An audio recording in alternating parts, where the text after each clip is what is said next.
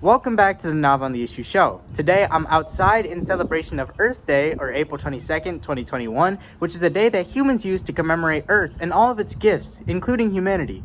While humanity has given us some of the most talented and intelligent people to ever live that created things such as the Pantheon and the Great Pyramids, they also gave us people that created things such as Chuck E. Cheese and Golden Corral, the two places that intelligence and talent go to die a very, very oily death. However, the holiday is also used as a day to recognize that climate change is having a severe effect on Earth and all of its people.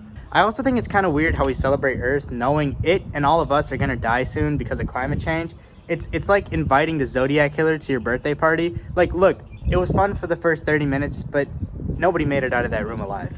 But let's talk about climate change. And I know a lot of people have had this conversation literally hundreds of times throughout their life, but I feel like a point that hasn't been made nearly enough is that the average human is not causing climate change on the same level that corporations are. Our whole life, we've been told it's essentially our fault that climate change is happening and that if we recycle more, that we're just going to magically solve the Earth's issues, when that simply isn't true. And though recycling does help, it does not negate the effects of many companies worldwide. For more on this, we'll go to my guy. I'm not really sure what his name is. No matter what you were told, the polluters of our world aren't you and me. The real polluters are the richest of us all. A study found that 100 companies are responsible for over 70% of all emissions since 1988. 70%. These are the same companies who have pledged, time and time again, that they will cut back on their emissions. However, money always comes first, and they clearly care less about the earth they pollute than the money they can extract from it. But even looking at just population emissions, shocking statistics come to the surface. The richest 10% of the world accounted for over 50% of the carbon dioxide emissions, and the richest 1% accounted for 15% of the emissions, which is 3 times more than the entire poorest half of the population. The main point scientists regard as a point of no return is when the overall global climate has increased 1.5 degrees Celsius. After this point, they see no way modern technology can be used for Earth to survive. That should scare you, more than my distorted voice. But to be fair, if you get scared by my distorted voice, you probably cried in fear when you watched Home Alone. That was a weirdly specific insult at the end there. I don't know anybody that gets scared from Home Alone. It's a Christmas movie. Are you sure you weren't talking about yourself? No, obviously not. I mean, it's a kid's Christmas movie. Who gets scared at that? Right, guys? This is a Christmas...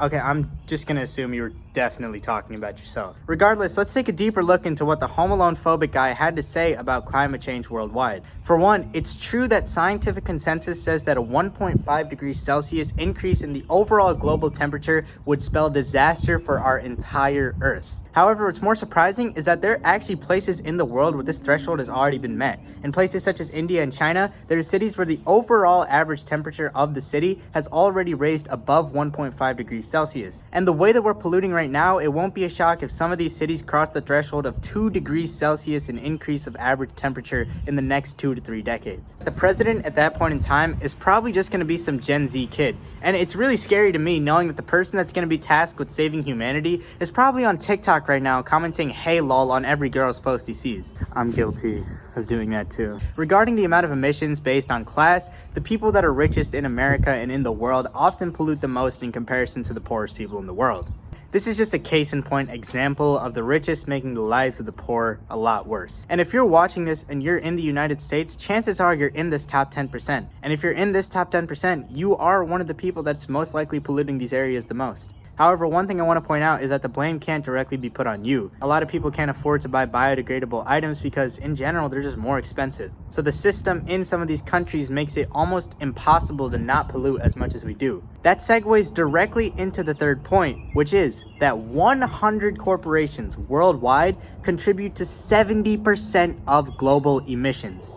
70%. These are the same companies that say they're going to make change and they're going to help fight climate change along with us, but never do anything. They're the same companies that promise to make eco-friendly changes, but literally never do anything. They're the same people that say they stand with the people that are affected most by climate change, but then they turn around and go to Congress and lobby against any sort of bill that promotes renewable energies. And what's most surprising is that while these companies make billions of dollars, billions of people are not able to walk around their own cities because they become more susceptible to lung cancer and heart cancer at a very young age, and they don't have enough money to go to a near hospital to save themselves. But you can keep listening to what these companies have to say, because at the end of the day, it's going to be a lie until somebody forces them to tell the truth about what they are doing to our planet. But moving on. The Not on the Issue show is so instrumental to society today, as you can see with these view counts, that we actually got in contact with a time traveler 74 years into the future.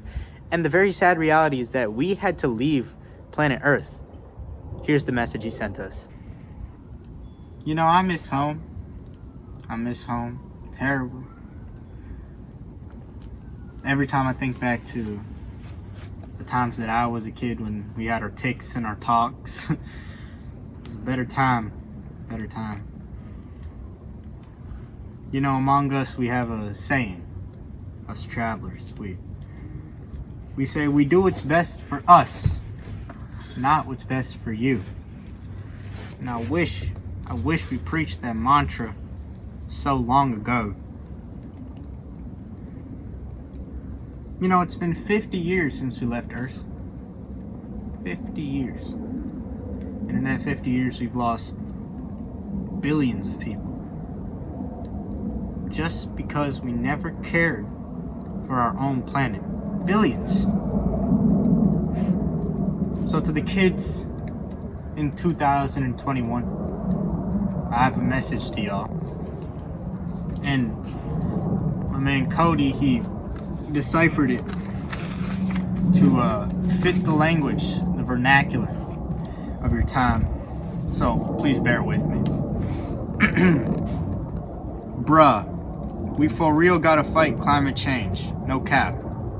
It's low-key not bussin', and I'm definitely trying to stay on this bit and have my seed live here too. On me, gang. Earth is low-key fi. I hope that resonated with you. Thank you.